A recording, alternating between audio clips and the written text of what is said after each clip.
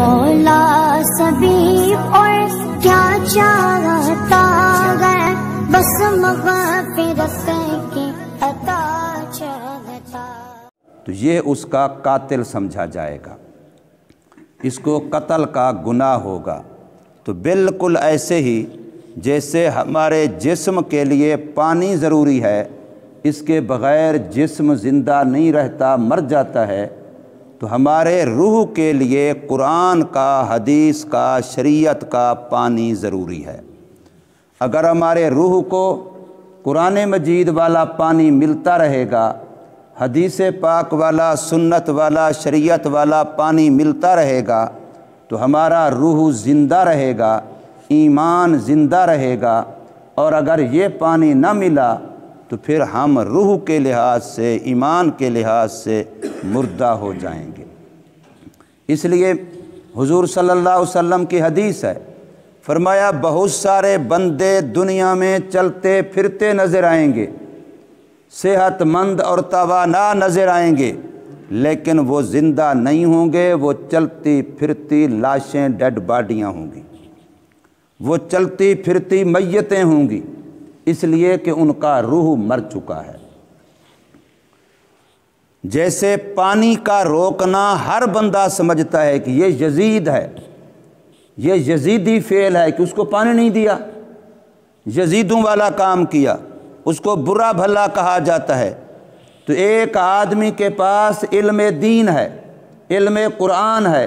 علم شریعت ہے، علم حدیث ہے، علم سنت ہے، اور دیکھ رہا ہے کہ چاروں طرف مخلوق بیچاری اس علم کی محتاج ہے اور وہ روحانی لحاظ سے موت کا شکار ہو رہی ہے، اور یہ اس علم کو لوگوں کے سامنے ظاہر نہیں کرتا، لوگوں کو صحیح علم نہیں بتلاتا، صحیح علم نہیں سکھلاتا، صحیح قرآن حدیث کی وضاحت تشریح نہیں کرتا، صحیح مسئلہ نہیں بتاتا، تو پھر یہ بندہ ان انسانیت کا روحانی قاتل ہے۔ یہ مولوی کہنے کے قابل نہیں ہے، یہ دینی رہنما نہیں ہے، یہ عوام کا، انسانیت کا، مسلمانوں کے روح کا قاتل ہے۔ حدیث پاک ہے نبی پاک صلی اللہ علیہ وسلم کی کہ عالم دین، قرآن و حدیث شریعت کو جاننے والا جب سچے مسئلے کو دنیا میں کسی بھی اپنی مصلحت کی وجہ سے، مفاد کی وجہ سے چھپاتا ہے، تو قیامت کے دن جہنم کی آگ سے اس کی لگام ڈالی جائے گی۔ اس کو الجمہ من النار، جہنم کی آگ کی اس کو لگام ڈالی جائے گی، اور ایک حدیث پاک میں ہے جہنم کی آگ کی کینچی سے اس کی زبان کاٹی جائے گی۔ اس لیے یہودیوں کے اندر اور عیسائیوں کے اندر یہ بیماری تھی اس وقت جب قرآن مجید اتر رہا تھا، محمد صلی اللہ علیہ وسلم کی نبوت اور رسالت کی دعوت چل رہی تھی، تو یہودیوں کے مولوی، عیسائیوں کے مولوی حضور صلی اللہ علیہ وسلم کی نبوت، رسالت، ختم نبوت کو جانتے تھے، لیکن لوگوں کو نہیں بتاتے تھے، ورنہ یہ ہماری مریدی چھوڑ دیں گے، ورنہ ہمیں نذرانے دینا چھوڑ دیں گے، ہمیں پیر ماننا چھوڑ دیں گے، ہمیں مولوی ماننا چھوڑ دیں گے، پھر تو ان کے ہو جائیں گے، ہمارا تو کوئی نہیں بچے گا۔ اس لیے وہ لوگ حق کو چھپاتے تھے، صحیح مسئلے پر پردہ ڈال دیتے تھے، صحیح مسئلہ ان کے سامنے بیان نہیں کرتے تھے۔ تو قرآن مجید نے ان کے بارے میں فرمایا ان الذین یکتمون ما انزلنا، بے شک وہ لوگ جو چھپاتے ہیں، کتمان علم کرتے ہیں، حق کو چھپاتے ہیں، صحیح مسئلہ لوگوں کے سامنے ظاہر نہیں کرتے، ان چیزوں میں سے انزلنا جو ہم نے اتاری۔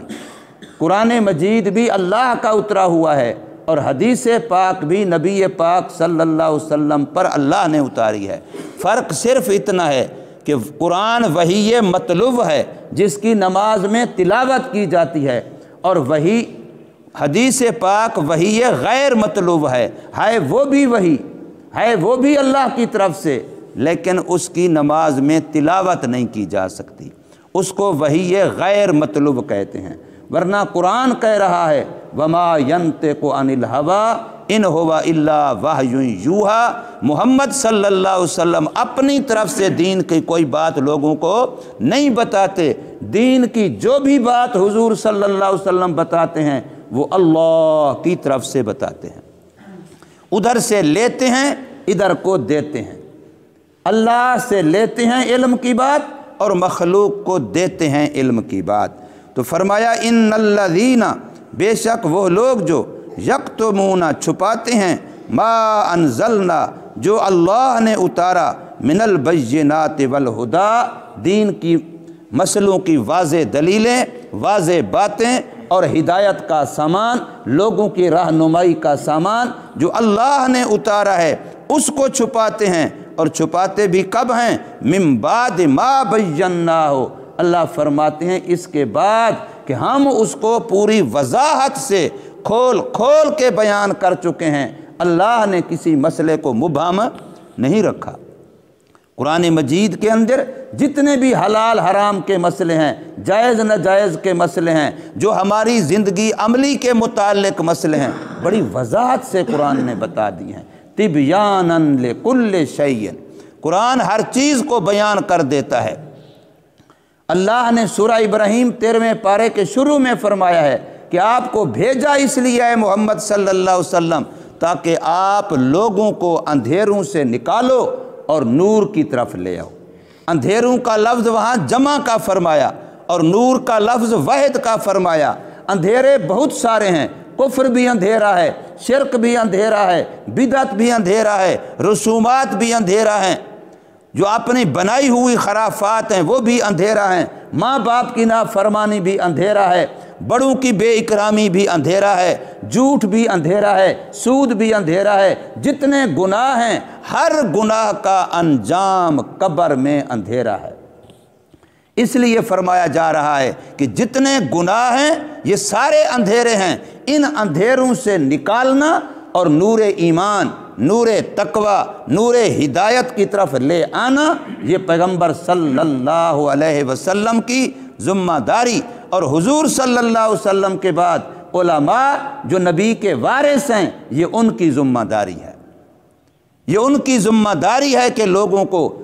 अंधेरों से निकालें और रोशनी ईमान की तरफ उनकी दावत दें, बुलाएं। तो फरमाया मिन बाद मा बय्यन्नाहु, उसके बाद जो हम उसको खोल खोल करके वजाहत से बयान कर चुके हैं, लिन्नास, लोगों के नफ़े के लिए, लोगों के फ़ायदे के लिए,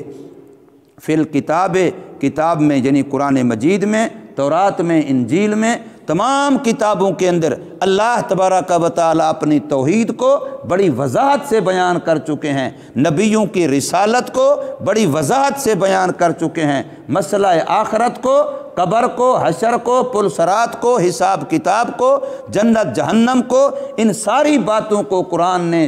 किताब व सुन्नत ने बड़ी वजाहत के साथ खोल खोल के बयान फरमाया है। तो फरमाया जो लोग ऐसा करते हैं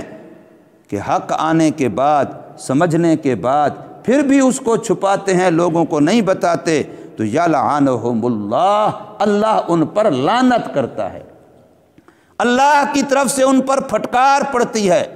और लानत का माना होता है बुअद अन रहमतिल्लाह, अल्लाह जिस पर लानत करता है इसका माना ये होता है कि अल्लाह उसको अपनी रहमत से दूर कर देता है,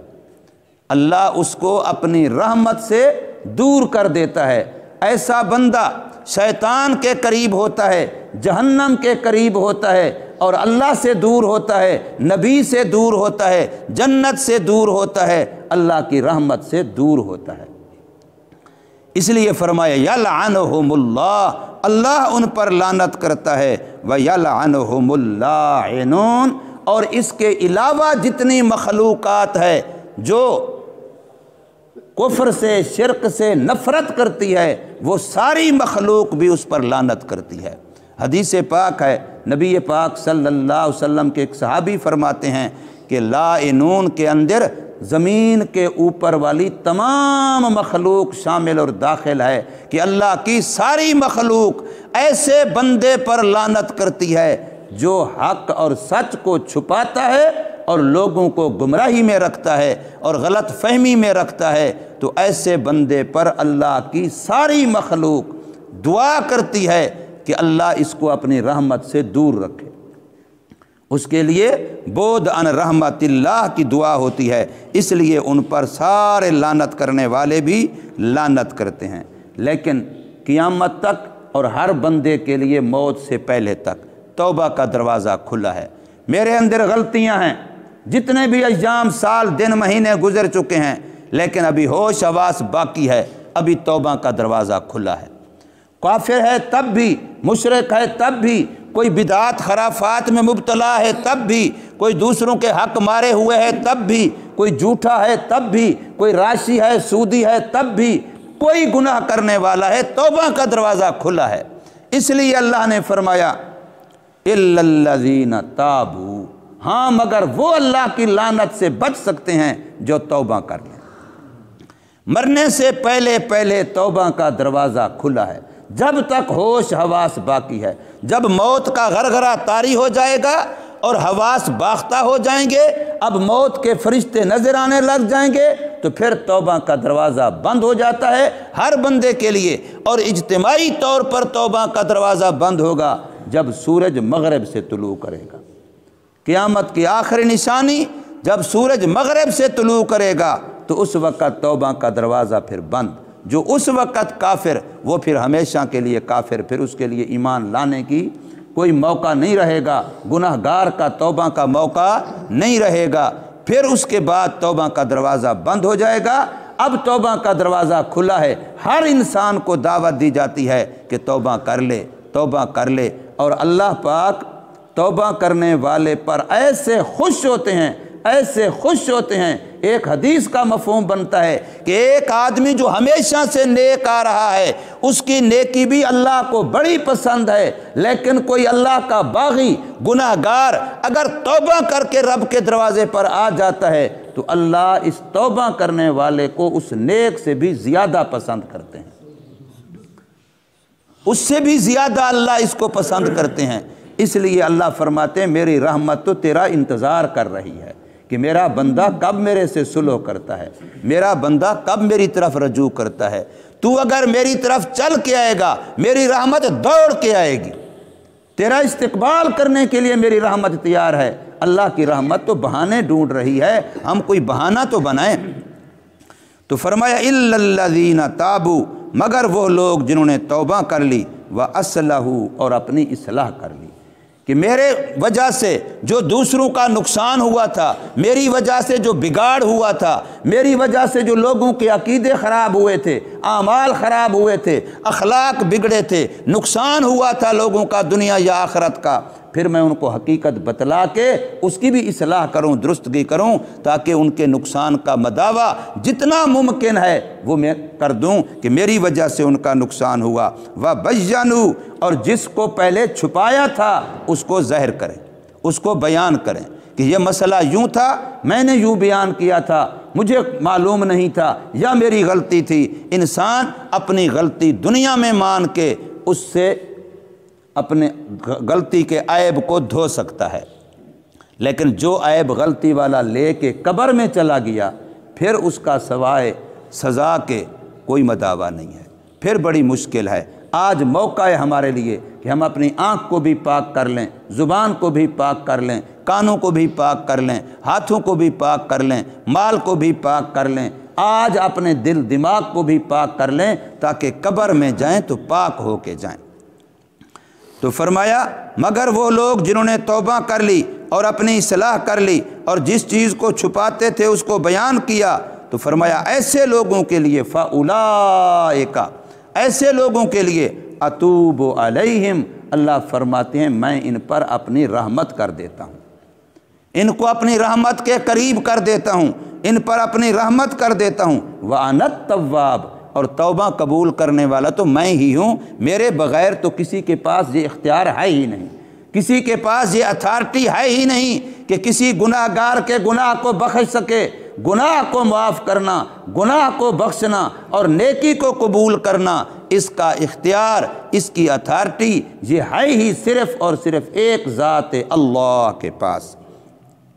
تو فرمایا الرحیم، اور پھر جب کوئی بندہ توبہ کرتا ہے میں اس کی توبہ قبول کرتا ہوں، اس کے گناہوں کو مٹا دیتا ہوں، اور وہی گناہ ہی تو میری رحمت کے سامنے رکاوٹ تھے، جب وہ ہٹ جاتی ہے رکاوٹ تو الرحیم، پھر میری رحمت بھی اس پر ہو جاتی ہے، پھر نیکی کیے بغیر ہی میری رحمت اس پر ہو جاتی ہے۔ اور کتنے توبہ کرنے والے اتنے اخلاص سے توبہ کرتے ہیں کہ اللہ ان کے گناہوں کو معاف کر کے،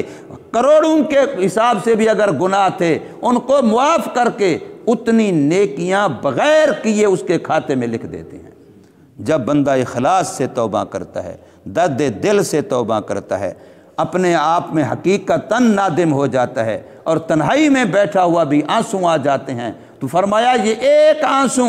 جو تنہائی میں بیٹھے ہوئے خوف خدا میں یا محبت الہی میں نکل آتا ہے، یہ وہ آنسو ہے کہ جو جہنم بھی کہتی ہے کہ اگر یہ آنسو میری آگ پر گر گیا تو میری آگ بھی بجھ جائے گی۔ یہ اتنا قیمتی آنسو ہے کہ انسان کی جتنی بھی زندگی گزر چکی، جیسی کیسی گناہوں میں گزر چکی، آنسو کا ایک قطرہ جو اللہ کے خوف سے نکلا اور اللہ کی محبت میں نکلا ہے، یہ سارے گناہوں کو دھو کر کے رکھ دیتا ہے۔